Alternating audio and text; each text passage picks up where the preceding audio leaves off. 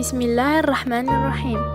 في إطار الفعاليات العلمية لكلية الآداب والعلوم الإنسانية دار المهراز، وانسجامًا مع أهدافها في تشجيع البحث العلمي الرصين وحرصًا على الإسهام في مدارسة الخطاب الإصلاحي المغربي وتحليل قضاياه واستكناء مناهجه وإبراز سير أعلامه، نظمت شعبة الدراسات الإسلامية بدعم من المركز الوطني للبحث العلمي والتقني ندوتها العلمية السادسة في موضوع من معالم الإصلاح في التراث المغربي الحديث: قضايا ومناهج وأعلام، وذلك يومي 19 و20 من ربيع الأول 1440 الموافق 27 و28 من نوفمبر 2018. إن أريد إلا الإصلاح ما استطعت وما توفيقي إلا بالله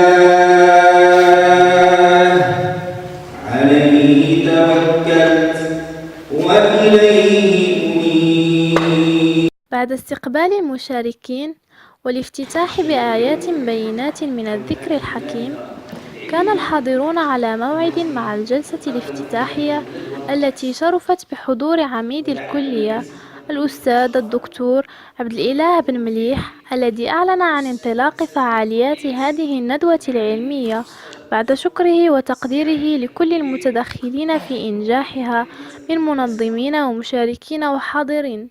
يسعدني باسم الشخصي وباسم كافة فعاليات كليتنا أن أتولى افتتاح مشروع هذا الملتقى العلمي الهادف، كما يسعدني أن أهنئ زملائي في شعبة الدراسات الإسلامية على هذا الاختيار الموفق. يسعدني أيضا قبل كل هذا وذاك أن أرحب بالسادة الأساتذة المشاركين في هذا اللقاء العلمي، خاصة ضيوفنا الكرام الوافدين علينا من خارج مدينة فاس.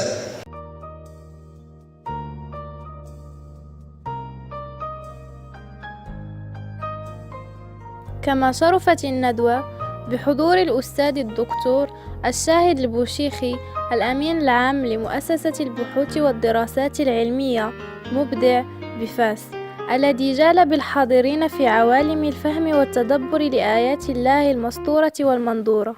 المسألة تتعلق بها الكائن الذي اسمه آدم، ما الذي أن يحل في قلبه ويسكن قلبه من تصورات بصفة عامة ومن رؤية، وكيف ينبغي أن يدبر الأمر ويسير فيه، أو كما قلت في الألفاظ الثلاثة، كيف ينبغي أن يرشد تفكيرا وتعبيرا وتدبيرا. القرآن هو أداة إصلاح الإنسان الوحيدة. هذا القرآن الثانية فيه لا بد من فهم القرآن بدلالة زمن تنزيل القرآن. الفائدة في فهمه على الوجه الصحيح والعمل به، تبينه على الوجه الصحيح وبيانه للناس ونشره في الأرض ليستفيد الناس.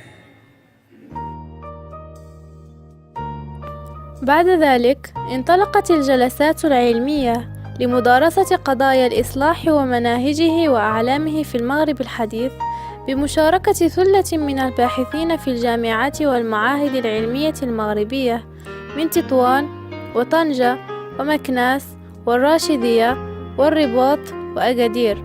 وقد عرفت هذه الجلسات نقاشات علمية بناءة من طرف المحاضرين والحاضرين.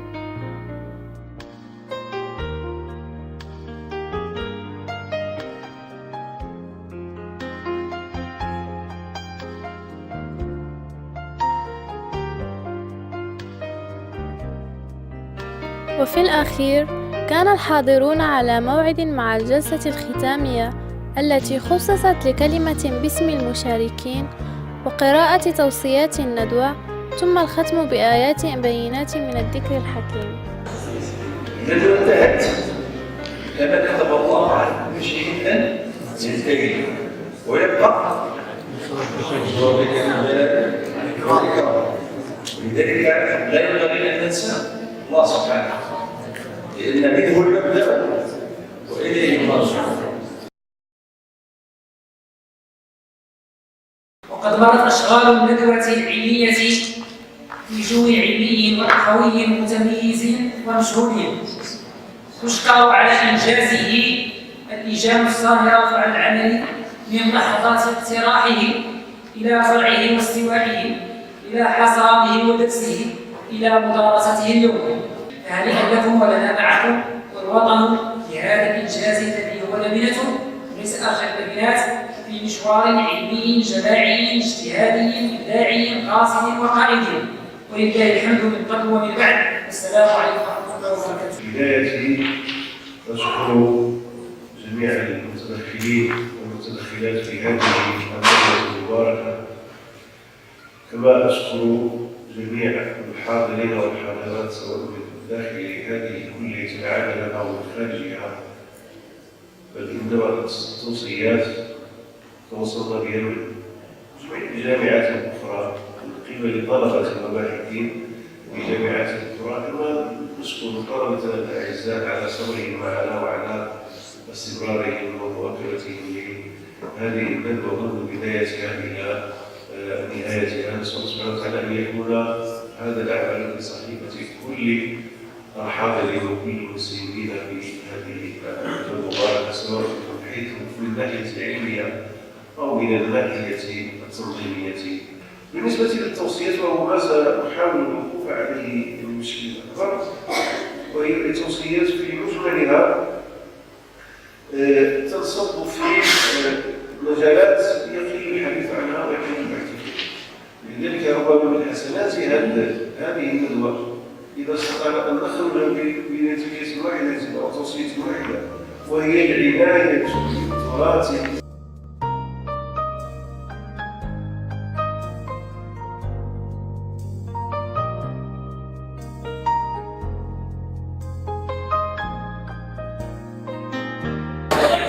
استثمار هذه المعالم الإصلاحية من أجل الرقي ببلدنا والرقي بتعليمنا والرقي بمجتمعنا على جميع المستويات على جبهة الأسئلة. وأظن أن مدينة فاس هي مدينة أو عاصمة علمية تحتضن دائما علماءها، وهذا رد لدين هذه المدينة العتيقة والعاصمة العلمية. من حيث التنظيم كان التنظيم جيد جدا، من حيث الاستقبال كان جيد جدا، ومن حيث الأداء وضبط الوقت كانت ندوة ناجحة بجميع المقاييس في نظري. أتمنى لهذه الكلية العتيدة مزيد من التألق ومزيد من خدمة العلم في شخص عاملها وشعبها والجامعة عموما والجامعة المغربية كاملة. والسلام عليكم. المباركة في هذا الموضوع المبارك من معالم إصلاح التراث المغربي الحديث كما يوم وإعلام، فهذا تتويج لعمل متواصل حوالي ما يقارب سنة كاملها من جهود اللجنة العلمية واللجنة المنظمة، موفقة مشكورة مأجورة. الحمد لله منذ أن ابتدأت هذه الندوة فكرة ثم تواصلت إلى أن تحولت إلى ملخصة لأعمال بحث ثم لأبحاث متكاملة ثم حكمت نقحت إلى أن استوت على سوقها على الشكل الذي ترون في هذا السفر المبارك.